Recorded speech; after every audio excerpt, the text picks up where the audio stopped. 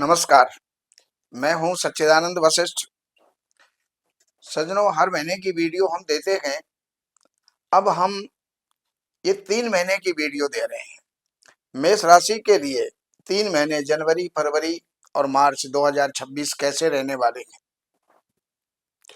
तो सबसे पहली बात तो ये है कि मेष राशि वालों के शनि की 7.5 चल रही है, जो कि 29 मार्च 2025 से प्रारंभ हो गई थी।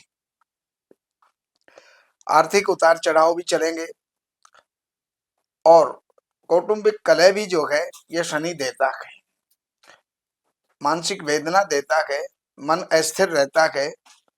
और लेकिन एक विशेषता है इस शनि की कि ये शत्रुओं से या तो शत्रुओं पर विजय प्रदान करता है, कोर्ट केस में विजय प्रदान करता है, या फिर उनसे समझौता करवा देता है।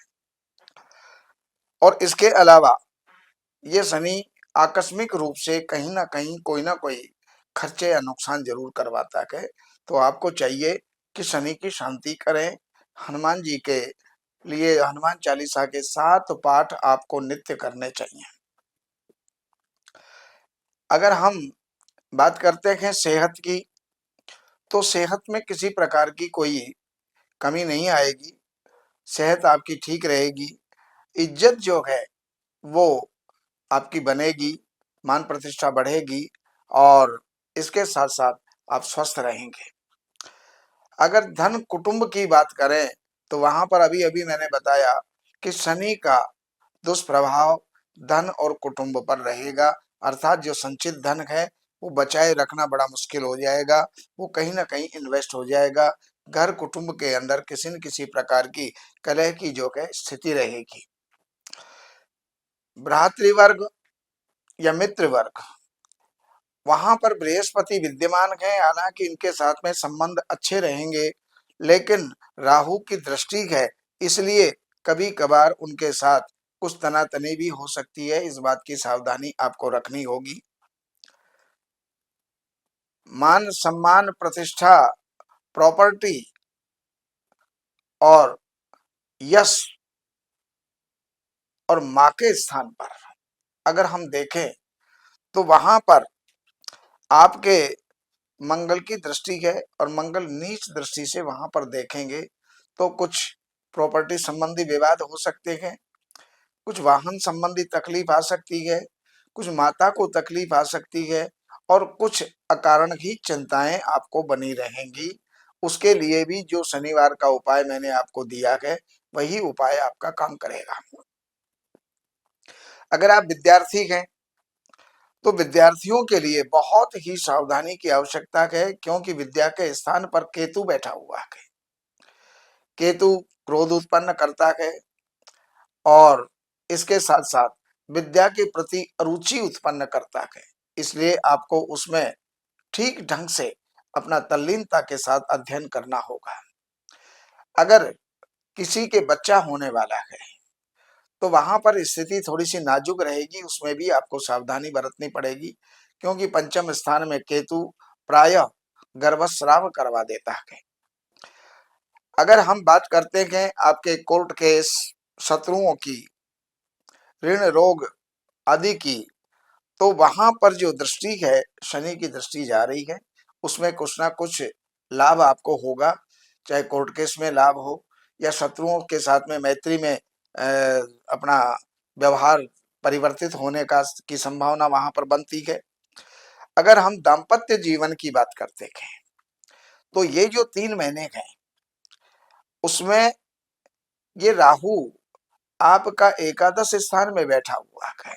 सप्तम स्थान पर राहु की दृष्टि है, तो संबंधों में किसी न किसी प्रकार का विवाद, तनाव या जो है कटुता यहाँ पर अनुभव हो सकता है। और संबंध किसके, या तो पति पत्नी के या फिर आपके जो बिजनेस पार्टनर है उसके साथ में। आयु की स्थिति आपकी बढ़िया रहेगी और सूर्य आपके जनवरी के अंदर 15 जनवरी तक सूर्य आपके नवम स्थान में रहेंगे, जो आपके लिए बढ़िया फल देने वाले हैं।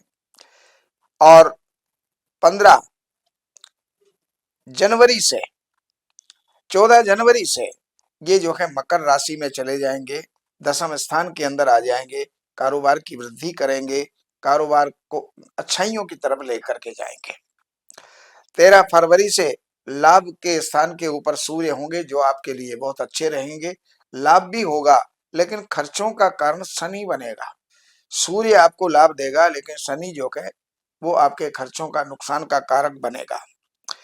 और इसके पश्चात मीन राशि के अंदर सूर्य जो है वो आपके 14 मार्च को चले जाएंगे। जो 14 मार्च से लेकर के और मार्च के एंड तक ये जो है आपको सावधानी से आपको रहना होगा। जो भी कोई पैसा खर्च करना है उसको सावधानी से करें, कहीं नुकसान का योग बन सकता है। मंगल आपके 15 जनवरी से और उच्च के होकर के आपके दशम स्थान पर आएंगे। तो चाहे आप नौकरी पेशा हैं और चाहे आप व्यापारी हैं, चाहे आप कृषक हैं, चाहे आप मजदूर हैं, सभी के लिए यह मंगल लाभकारी होगा। अकस्मात लाभ के अवसर ये जो है बनाएगा, लाभ देगा भी और लाभ के लिए आगे अग्रसर भी ये करेगा। तो ये जानकारियां मैंने आपको दी। बाकी जानकारियों के लिए इन नंबरों पर संपर्क करके, लेकिन एक बात का ध्यान रखें, जन्म की तारीख, महीना, सन, समय, जन्म स्थान ये होना बहुत जरूरी है। आप लोग क्या करते हैं, सीधा वीडियो चालू हुआ, नंबर जो है देखे और नंबर मिला दिए। आपको ये जानकारी ही नहीं है हमें क्या क्या चीजों की जरूरत है, क्या चीज हमें बतानी होगी। तो इन बातों का ध्यान रखो। अगर आपके पास में बर्थ डेट है, बर्थ डिटेल है, तो आप यहाँ पर संपर्क करो, कार्यालय की सेवाएं जो है अर्पण करो। कार्यालय से फिर जो भी आपको जानकारी चाहिए वो आपको मिल सकती है। नमस्कार।